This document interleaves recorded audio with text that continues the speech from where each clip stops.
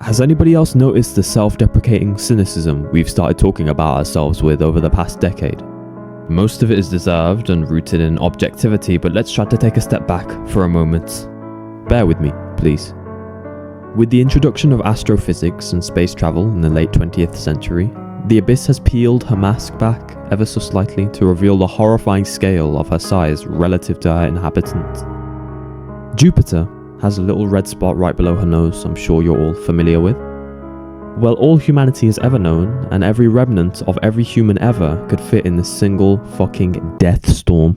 Then you multiply this bitch 1,000 times to a mass the size of our sun.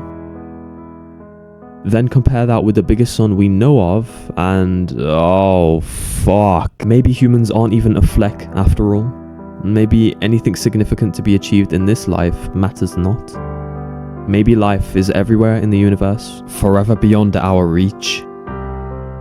Yeah, well maybe fuck that. I am absolutely tired of people using statistics to prove how alien life exists but beyond our reach. To come to a conclusion of the likelihood of life existing in the boundaries of the observable universe, we would need a benchmark to compare it with. We've observed over 5,811 exoplanets orbiting a star system in the same fashion that Earth does around the sun.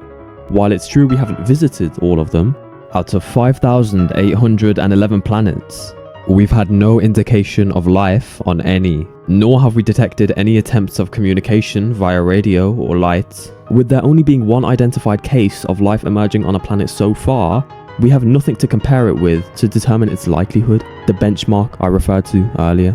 For all we know, the chances of life spontaneously appearing may be as slim as the universe is large.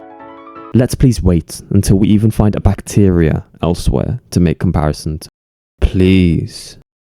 Anyway, looking back at our origin, our subgenus was deemed inferior by the monkeys inhabiting the trees with us, subsequently kicking us out onto the open savanna with nothing but mud and rocks to defend ourselves from the predation at the time, or so it is theorized. Lions averaging 1.5 times their size today, panthers, jaguars, the entirety of the open landmass teeming with hostility and ferocity. Look down at your hands for me. What do you see? Thin nails that barely protrude from our fingers, thinly veiled skin easily pierced by even skimming branches, body hair with enough transparency to keep 90% of our arms and hands revealed to the elements. Every biological superpower seems to have passed us by. Comparing our physicality to apes, our claws to bears, our teeth to tigers, and our hair to lions, we were handicapped in just about every facet. Give a man a fish, feed him for a day.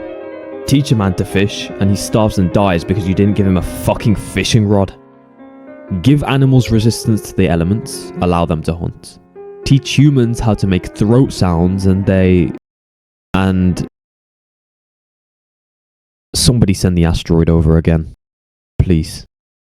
Despite our crippling and quite frankly humiliating fragility, the entirety of the animal kingdom is now forever at our mercy. Looked down upon as though an adult to a child not of their seed. A merciful compassion we have for them. A merciful pity. I used to have this childhood comfort join me whenever I got particularly existential. I was under the assumption that no matter how little I knew, there was always somebody steering the ship. When I reach or surpass the age of 20, the real world would unveil itself to me and the mysteries would clear themselves. I would have some semblance of an idea as to why I was here in the first place. Well, that was bullshit, as I'm sure you've all figured out. I then went through a stage of anxiety and panic.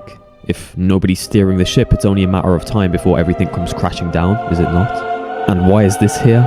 And why is some moulded cheese healthy, but some bad? And why does the Wi-Fi cut out when it's raining? And why does my cat like to bother me when I'm asleep? You fucking... Fuck you, Timmy. It was a year or so after this in which I came to a realization which I hope I can help you come to, too. Haha, I said too. Stop being immature, okay? This is serious. I will preface by saying I'm not saying I don't believe aliens exist. In fact, I think there is more evidence to believe so now more than ever. I'm merely dispelling the narrative that humans are fleeting and anything short of miraculous, and our level of achievement is common in the cosmos and aliens have done it all before. Humans are unique and humans are formidable. The internet, satellites, GPS systems, spacecraft, If there is anything on Earth or beyond at the helm of discovery and finding answers to impossible questions, it's us, me and you. And if anybody tells you different, tell them to fuck off and show them a picture of the Large Hadron Collider, and popcorn, and sxrawn, and acorn, and Sean, and... yeah, I've got nothing. I hope this gives you the motivation to live life with zest and vigor, because you've been given the absolutely wonderful privilege and pleasure of being human.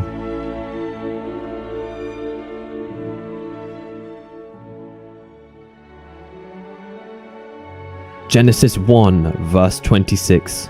And God said, "Let us make man in our image, after our likeness, and let them have dominion over the fish, and over the fowl of the air, and over the cattle, and over all of the earth." There are two generally theorized stories about how we got here. Either we bested fierce creatures from lion to snake, or we were shaped in divinity to rule the stars. As I said, there's no benchmark for how common life is on other planets, considering we haven't noticed any.